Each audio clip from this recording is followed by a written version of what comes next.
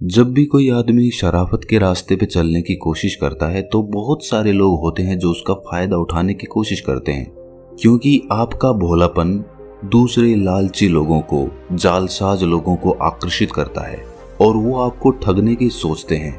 लेकिन जब आदमी ध्यान करना शुरू करता है तो उसके अंदर प्रेम की उत्पत्ति होने लगती है, जिससे उसके अंदर एक सरलता पैदा होती है, एक भोलापन आता है, एक प्रेम भाव आता है। लेकिन हम तो संसार में रहते हैं और जब संसार के लोग हमारा ये भोलापन भांप लेते हैं तो वो हमारे नजदीक आने लगते हैं और नजदीक आकर हमें धोखा देकर हमारा फायदा उठाकर चले जाते हैं, जिससे हमारे दिल को बहुत गहरा आघात पहुंचता है। हमारे मन के अंदर एक शूल सी चुभ जाती है और हम अपने आप से ये सवाल पूछते हैं कि क्या शराफत की जिंदगी जीना गुनाह है?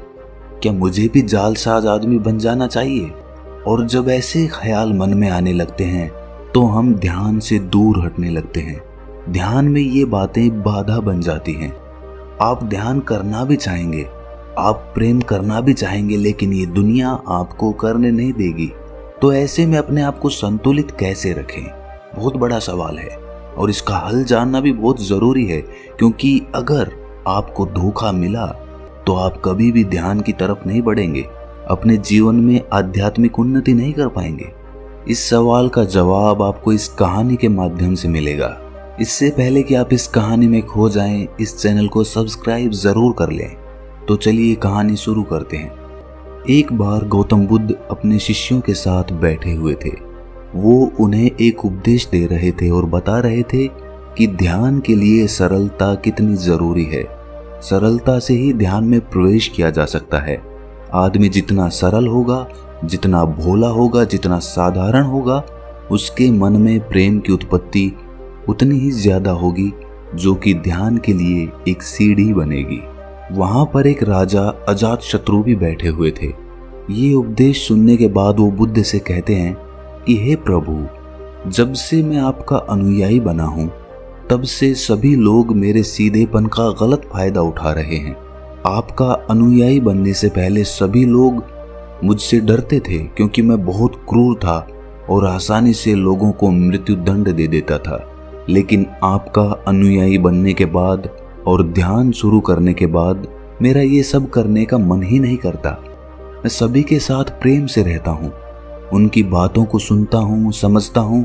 लेकिन कुछ लोग इसका गलत फायदा उठा रहे हैं, जिससे मेरी प्रजा में, मेरे शासन में अब दिक्कतें बढ़ती जा रही हैं। आप ही बताइए कि अब मैं क्या करूं? बुद्ध कहते हैं कि इसका जवाब मैं तुम्हें एक कहानी के माध्यम से देता हूं। कहानी को बड़े ध्यान से सुनकर आखिर में मेरे एक सवाल का जवाब देना। बुद्ध कहना शुरू करते हैं कि एक बार एक भिक्षु एक गांव से गुजर रहा था। रास्ते में उसे एक पीपल का पेड़ नजर आया। उसने सोचा क्यों ना कुछ देर आराम ही कर लिया जाए। भिक्षु जैसे ही उस पेड़ की तरफ बढ़ने लगता है, कुछ लोग उन्हें रोक कर कहते हैं कि वहां मत जाना, वहां एक जहरीला सांप रहता है जो बहुत लोगों को डस चुका है। वो इतना खतरनाक है कि जो भी उसके सामने जाता है वो उसे ही मार देता है। भिक्षु मुस्कुराता है और कहता है कि एक दिन तो सबको मरना ही है। अगर मुझे आज मरना होगा तो उसे कोई नहीं रोक सकता। ये कहकर भिक्षु आगे बढ़ जाता है और पेड़ के नीचे जाकर बैठ जाता है। तभी वहां पर सांप आकर उस भिक्षु से कहता है कि हे भिक्षु, क्या तुम्हें मुझसे डर नहीं लगता कि मैं तुम्हें मार दूंगा? भिक्षु बड़े प्रेम से कहता है कि भाई, इसमें डरने वाली कौन सी बात है? तुम जो भी करते हो वो इसीलिए करते हो ताकि कोई तुम्हें मार ना दे। डरते तो तुम हो, इसीलिए तुम सबको मार देते हो। मुझे किसी बात का डर नहीं है। तुम दूसरों को डसते हो, मैं नहीं। मुझे मृत्यु से कोई भय नहीं है, ना ही जीवन की कोई लालसा। मुझे कोई नुकसान पहुंचा ही नहीं सकता, तो मैं तुमसे क्यों डरूंगा? ये सब सुनकर सांप हैरान हो जाता है। उसने आज तक ऐसे ही आदमी देखे थे जो उसको मारने की कोशिश करते थे, उससे डर कर भागते थे। पहली बार उसने किसी को देखा था जो उससे नहीं डरा।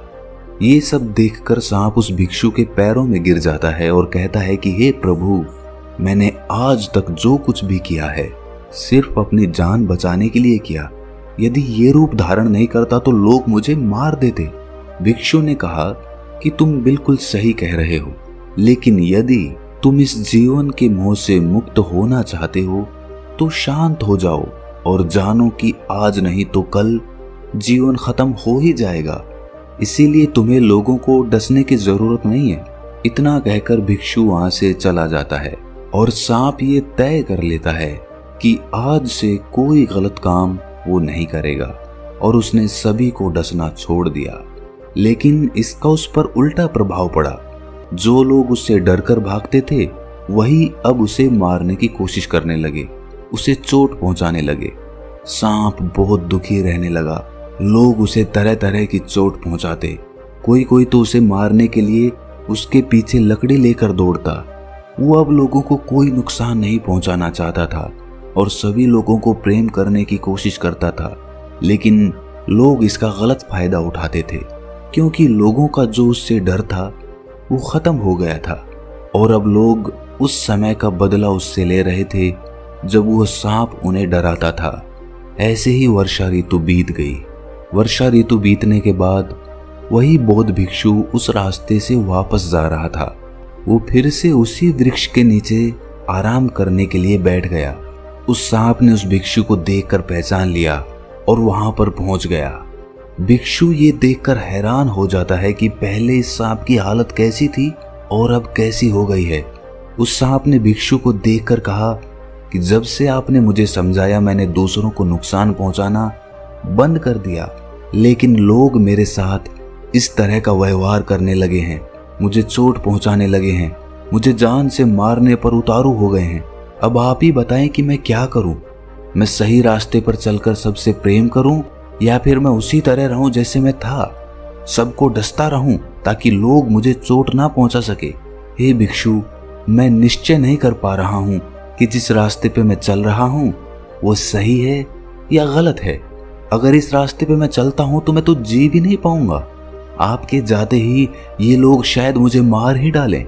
आप ही बताएं कि मैं जीवित रहने के लिए दूसरों को क्यों ना डसूं?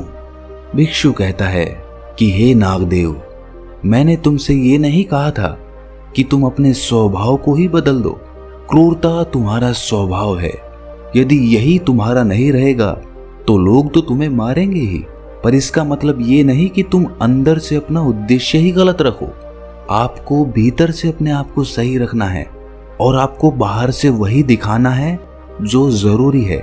सांप एक जहरीला जीव है, इसीलिए लोगों के मन में उसके लिए भय, डर होना जरूरी है, क्योंकि उनके अंदर तुम्हारे लिए डर नहीं होगा तो वो तुम्हें हानि पहुंचाएंगे ही। परंतु तुम्हें भीतर से खुद को सही रखना होगा। तुम्हें लोगों को नुकसान नहीं पहुंचाना है, बल्कि उनके अंदर अपना डर बनाना है। जब लोग तुम्हारे पास तुम्हें चोट पहुंचाने आते हैं तो डसने की बजाय तुम डसने का दिखावा करो। अपना सर उठाकर अपने फन को लहराओ ताकि लोग तुम्हारे पास ना आ सके।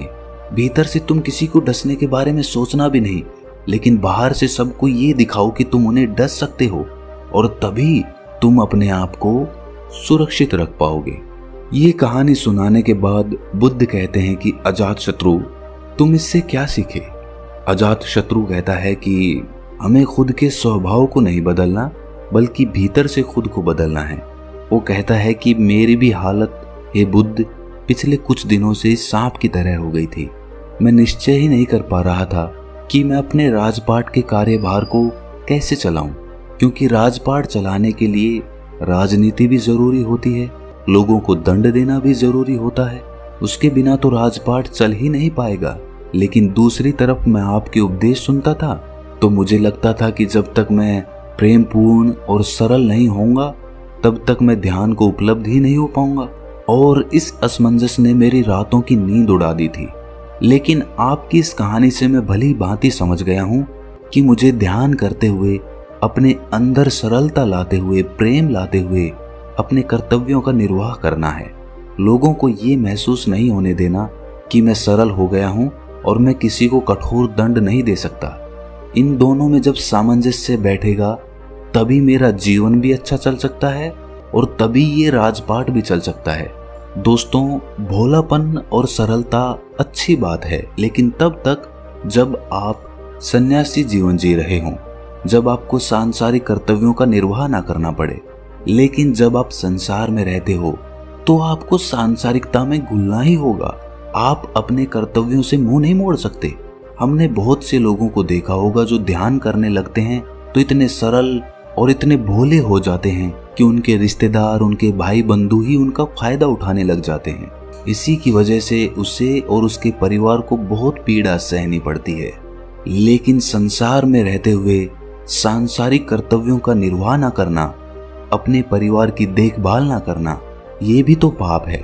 इसीलिए ये कहानी हमें बताती है कि हमें अंदर से बदलना है, हमारे स्वभाव को नहीं बदलना। आप अपने ध्यान को अंदर से गहरा करिए, अंदर से सरल बनिए, लेकिन बाहर से उस सरलता को दिखाने की जरूरत नहीं है। लोगों को ये जताने की जरूरत नहीं है कि मैं ध्यान कर रहा हूँ और ध्यान से मेरे अंदर ऐसा बदलाव आ रहा है। ये तो आपका अहंकार हो जाएगा, आपका घमंड हो जाएगा। आपको बाहर से अपना स्वभाव वैसा ही रखना है जैसा कि वो है, लेकिन होश और ध्यान और प्रेम अंदर से उपजाना है, अंदर से पैदा करना है, ताकि लोग आपका फायदा भी ना उठा पाएं और आप आध्यात्मिक उन्नति भी कर सकें। तो दोस्तों, कैसी लगी आपको ये कहानी कमेंट सेक्शन में जरूर बताएं, और अच्छी लगी तो इस चैनल को सब्सक्राइब जरूर कर लें। तो मिलते हैं अगली कहानी में, तब तक के लिए अपना ख्याल रखें।